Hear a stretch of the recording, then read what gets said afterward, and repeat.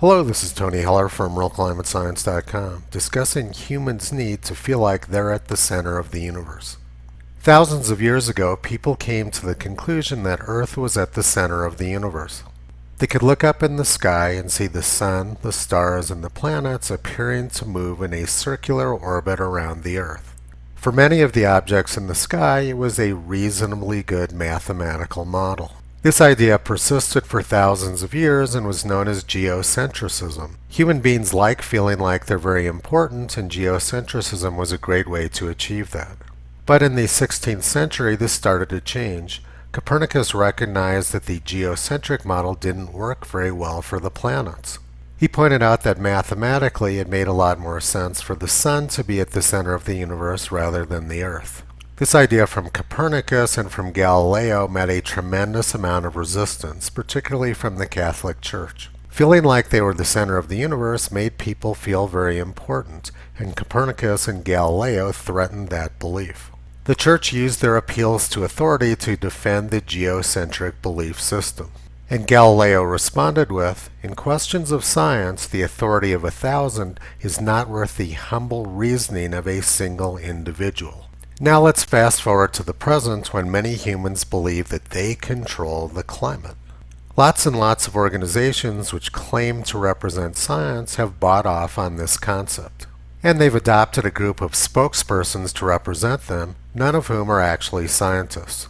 This United Nations climate spokesperson hasn't completed high school. This one dropped out of high school. This one who calls himself the science guy doesn't have any training in science. But the one I'm going to focus on in this video is Nobel laureate Al Gore, who's a politician, not a scientist. Let's watch a C-SPAN video of him from 30 years ago and then talk about it. Of carbon dioxide in the atmosphere going back 160,000 years, and another line measuring the temperature of the Earth going back 160,000 years.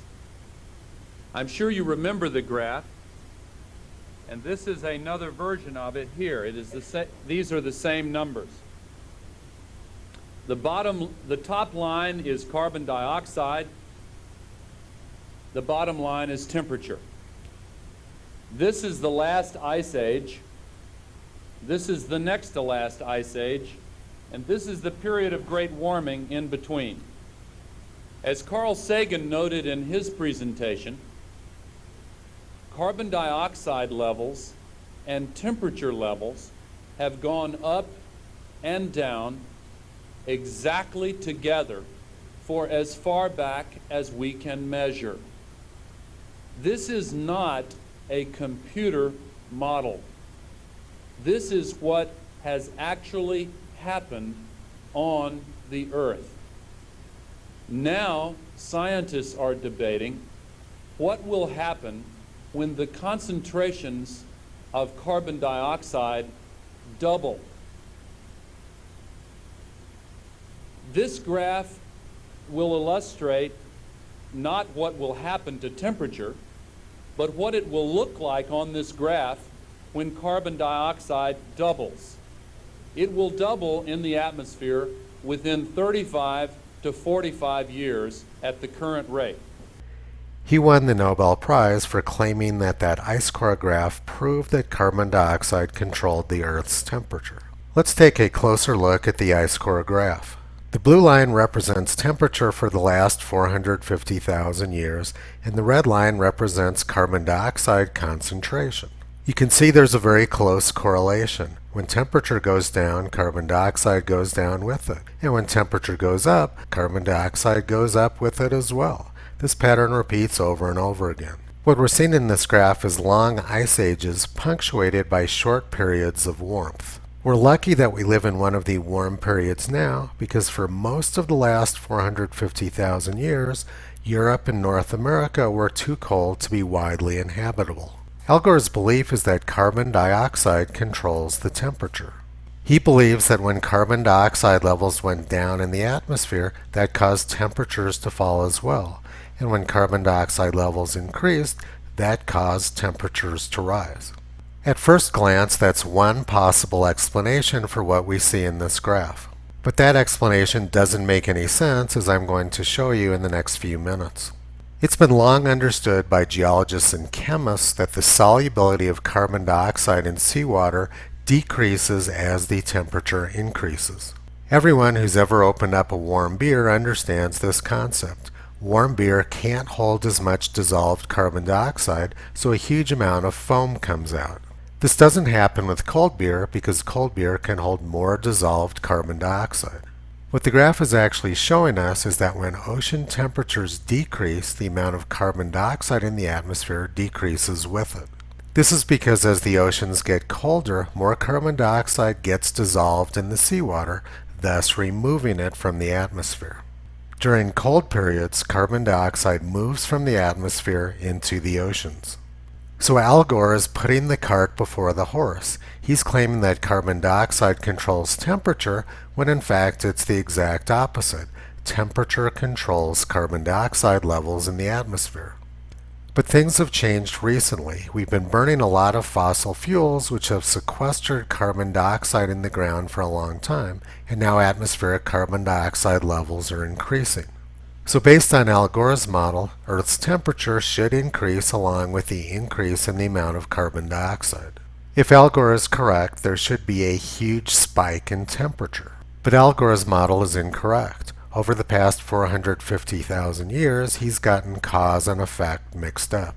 It's pretty well understood science at this point that ice ages and corresponding interglacials are associated with orbital cycles of the Earth and the other planets. Earth's temperature varies about 10 degrees Celsius depending on the position of the Earth, the Sun, and the planets. And it also has to do with the tilt of the Earth's axis relative to the position of the Sun.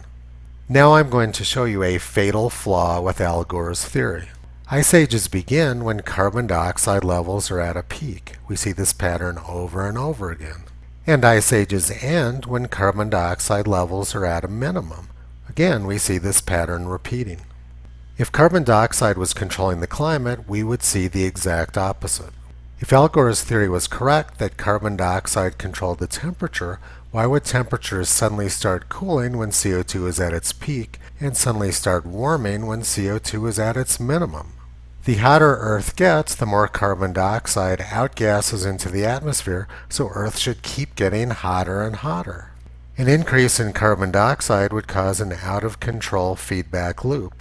Earth would get hotter, oceans would outgas more CO2, and Earth would get even hotter again. If Al Gore's theory was correct, there would be no reversing of these cycles. Earth would either keep getting hotter like Venus, or it would keep getting colder like Pluto. His theory doesn't make any sense. It makes much more sense to believe that carbon dioxide is tracking temperature rather than the other way around. It's very clear that something else is controlling Earth's temperature besides carbon dioxide. It's well understood in the scientific community that carbon dioxide follows temperature rather than leads it. When Al Gore finally understood this, he did exactly what you'd expect him to do. Gore and his friend Laurie David, who writes textbooks for school children, simply reversed the data. They published a fake graph for school children showing CO2 leading temperature rather than the actual relationship where CO2 follows temperature. This rather obvious fraud formed the basis of his Nobel Prize and gave him the ability to propagandize billions of school children with a science fiction film. Junk climate science is being driven by politicians who are giving out huge amounts of money to academia to go along. It's very appealing for people to believe that they control the climate, like they believed back in the 15th century that humans were the center of the universe. This person is not a scientist and he has no clue what he's talking about, but he brings lots of money into academia and to the climate science community. Climocentricism is just one example of the junk science which Toto has been pulling back the curtain on for the past 13 years. You can visit him and Kyrie on the web at realclimatescience.com.